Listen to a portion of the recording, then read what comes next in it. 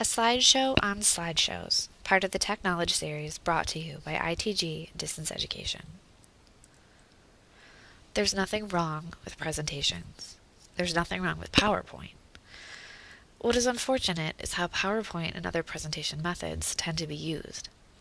Too often, there's slide after slide after slide of text.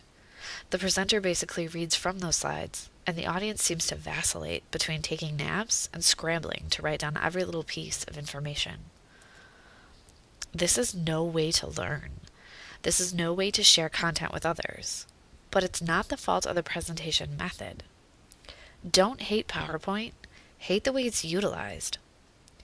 So who can change the way we view PowerPoint? We can.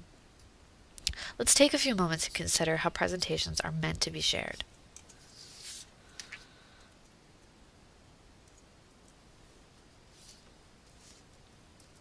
Alright, clean slate. What we're hoping to talk about in this presentation is how slideshows function best in learning situations. Most visual aids require narration of some kind, but we also know to move quickly so we don't lose the audience. Having a formula helps us navigate. A good presentation doesn't just come from a creative use of images and content.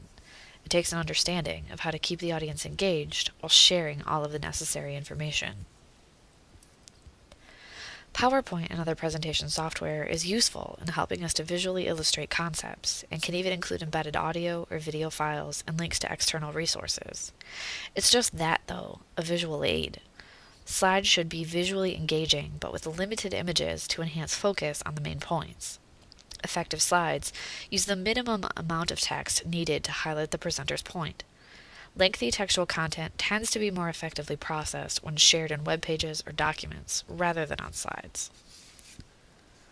Slides without the narrator's or lecturer's content can be meaningful. However, it's just not that stimulating to simply click through slides.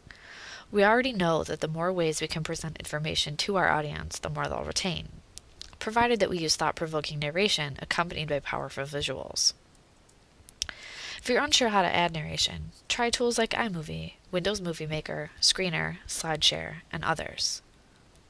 Remember that this environment can be distracting and overstimulating. We have around 30 seconds to get someone's attention and only around 5 minutes to keep it.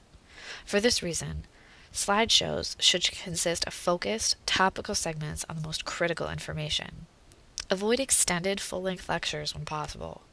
You can always expand on these topics or incorporate other topics throughout the week with readings, activities, discussion, etc.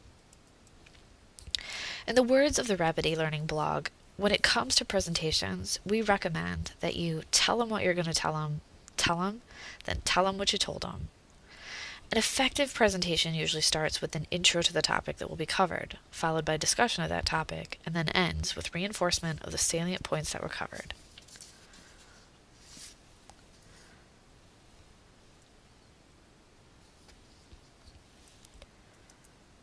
Remember, slideshows can be a fantastic visual aid, but they work best with narration, they need to be concise, and they work best with a formula.